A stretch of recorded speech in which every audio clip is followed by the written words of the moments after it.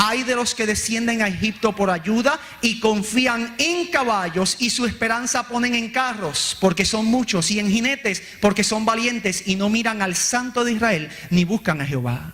Uno de los mayores productores de caballos era Egipto, y Dios, cuando ellos salieron de Egipto, se los prohibió, porque Dios sabía que si Israel iba a buscar caballos, tenía que volver ¿a dónde? A Egipto, de donde Él los había sacado y libertado. Así que para que no volvieran, Dios se los prohibió. Pero Dios le prohíbe a Israel tener caballos por otra razón. Sale de Deuteronomio 17:16. Los caballos representan fortaleza. En el contexto de las batallas, un ejército que llevara caballos equivalía a que tenía una ventaja sobre su contendor. Los caballos equivalían a tanques de guerras. Y Dios no quería que Israel usara caballos por la siguiente razón. Cuando Dios enviaba a Israel a las batallas, Dios quería que Israel confiara solamente en Jehová de los ejércitos. La batalla no se la daba a su fortaleza. Por eso fue que Dios castigó a David cuando hizo el censo, porque él estaba buscando dónde estaba su fortaleza. Y Dios siempre ha querido que su pueblo no confíe en el número que tiene, sino en Jehová de los ejércitos. Cuando yo encuentro que en la profecía de Daniel capítulo 11 versículo 40, el falso rey del norte, la institución de la Iglesia Católica Romana, utiliza dos elementos que tienen caballos, significa que el falso rey del norte, cuando gane esa batalla contra el comunismo, no la hará por su poder y confianza en Dios.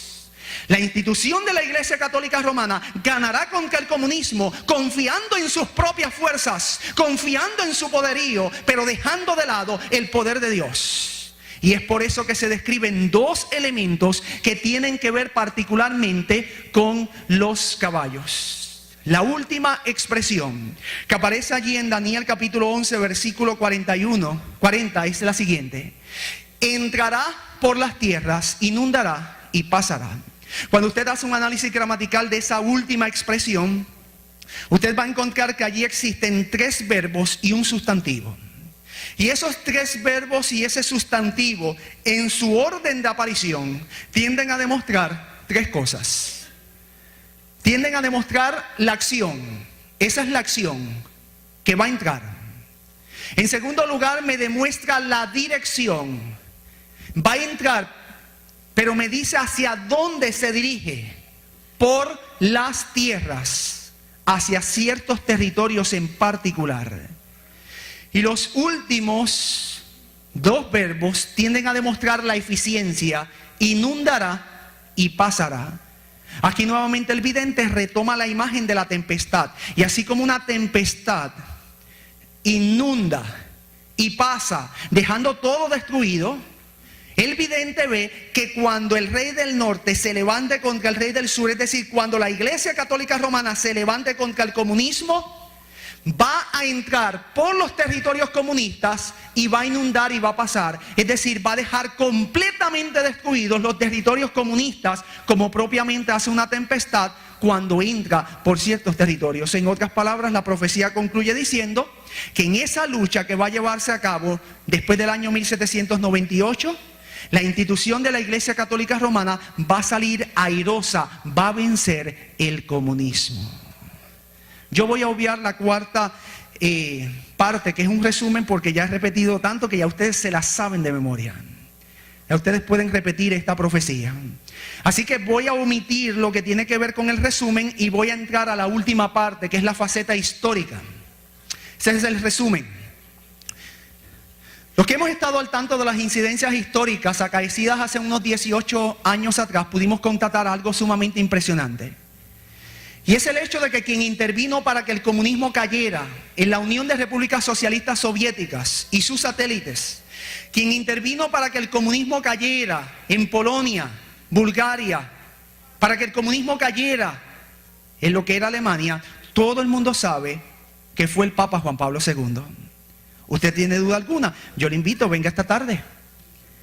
Y le invito a que lea muchos libros de historias que hay que corroboran, todos concluyen, el eje motor para la caída del comunismo lo fue el Papa Juan Pablo II. En unión al presidente de los Estados Unidos, Ronald Reagan, se concertó una alianza que se dio a conocer al mundo 10 años después que ellos lo planearon. Ellos lo planearon en secreto y 10 años después lo logran y el mundo conoce que ellos se habían unido para derrumbar el comunismo. Es así que por eso comenzamos nosotros nuestra temática diciendo que la muerte del Papa Juan Pablo I allanó el camino para el inicio de una profecía que iba a comenzarse a cumplir 10 años después al incidente tratado. Porque Juan Pablo I no era el llamado para hacer cumplir la profecía de Daniel 11:40. El llamado para hacer cumplir la profecía de Daniel 11:40, ¿quién era? Juan Pablo II. ¿Y por qué? Sencillo, había nacido en un país comunista, sabía lo que era vivir bajo la restricción del comunismo, odiaba el comunismo. Y cuando llegó al poder, utilizó el poder inherente al trono en la lucha que de índole personal él tenía contra el comunismo, lo atacó y en 12 años, con 9 meses, logró derrumbar el gran imperio rojo. Un detalle interesante, mis amigos y mis hermanos, es encontrar que para el año 1960 el papa que estaba en el poder era Juan XXIII. Y una fuerte tradición en la Iglesia Católica Romana decía que si el Papa que estaba en el poder en 1960 consagraba a Rusia al Inmaculado Corazón de María, el comunismo desaparecería. Cuando al Papa Juan XXIII le mostraron ese documento, él lo leyó y lo engavetó y dijo: esto no es para nuestros tiempos. Juan XXIII tenía razón.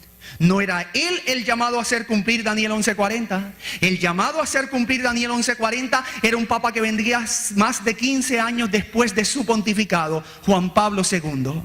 ¿Por qué Juan Pablo II y no Juan Pablo I? Dice la historia que cuando Juan Pablo II, Karol Wojtyła, que es su nombre original, se graduó de sacerdote y tuvo que estudiar a escondidas del gobierno porque el gobierno prohibía la preparación de seminaristas, fue asignado a una parroquia rural que se encontraba 50 kilómetros al sur de Cracovia. Era una parroquia sencilla que tenía cerca de 200 habitantes y allí Karol Wojtyła comenzó a ser sacerdote. Fue allí donde comenzó a ejercer su oficio como sacerdote. Fue allí donde bautizó niños, donde ungió personas, donde practicó la extrema unción. Fue allí donde llegó a ser un sacerdote como tal. Pero dice la historia que estando en esa parroquia rural, también fue allí donde conoció de primera mano el funcionamiento de la maquinaria estalinista, cómo funcionaba el comunismo. Dice la historia que uno de los jóvenes que pertenecía a la parroquia de Karol Wojtyła fue apresado por la policía secreta. Cuando la policía secreta lo apresó, le inquirió sobre los planes que esa parroquia tenía en ese sector. Cuando aquel joven se negó a decirle qué era lo que ellos planeaban hacer, dice en la historia que la policía secreta le propinó una brutal golpiza. Ese joven al otro día llegó en estado de choque a lo que era la parroquia de Karol Wojtyła y le comentó lo sucedido. El historiador registra que en un ataque de ira, Karol Wojtyła contestó y dijo: no te preocupes, Stanislaw, terminarán por cavar su propia tumba. Dijo refiriéndose a los comunistas. Lo que Karol Wojtyła no sabía era que el destino lo iba a colocar al frente de una de las mayores instituciones de la iglesia y más poderosas, la Iglesia Católica Romana. Y que cuando él fuera papa, él tendría el poder para luchar contra el comunismo. Lo que propiamente hizo y cobró venganza de lo que había sucedido con aquel joven de su parroquia. Cuando llegó la hora cero, mis amigos y mis hermanos, la profecía comenzó a cumplirse. Y tal y cual Dios lo había dicho más de 2500 años atrás, todo comenzó a ocurrir. Tú y yo estamos en el año 2009. Muchos otros elementos de Daniel 11 han comenzado a cumplirse. Mis hermanos, no haga lo posible esta semana, haga lo imposible y venga. No solamente venga usted. Usted tiene familia que quieren que se salve. Usted tiene amigos que aprecia. Ellos deben de estar aquí. En esta semana nosotros vamos a probar. Jesús vuelve. Yo no tengo duda alguna. Jesús vuelve en mis días. Y mientras Jesús vuelve y se acerca a pasos agigantados, mi iglesia duerme. Y permita al cielo que durante esta semana, asistiendo cabalmente, nosotros seamos despertados a la realidad de que Jesús está por regresar a la tierra. El tiempo es corto y tenemos que aprovecharlo para predicar y prepararnos. Porque Dios vendrá a salvar a su pueblo, no en sus pecados, sino de sus pecados. Y permita al cielo que nosotros nos estemos preparando en el tiempo presente para ese encuentro. Solamente queda hacer un último llamado. Jesús es el verdadero Rey del Norte. Y yo quiero en esta mañana concluir diciendo, porque Jesús es el verdadero Rey del Norte, es mi invitación a que tú lo aceptes como verdadero Rey en tu vida. El falso Rey del Norte dará paz y seguridad, una paz y seguridad aparente, pero la paz y seguridad definitiva vienen de Jesús. Y es mi deseo y oración que tú comiences desde el día de hoy preparándote para echar mano por la fe de Cristo Jesús, y que el próximo sábado tú puedas decirme: yo quiero echar mi suerte con el verdadero Rey, porque quiero ser un príncipe o una princesa del reino de los cielos. Dios les bendiga y les guarde.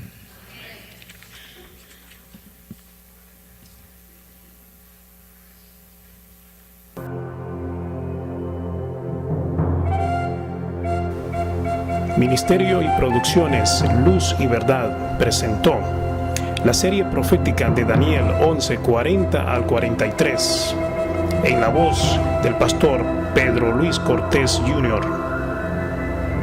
Un mensaje profético para nuestros tiempos.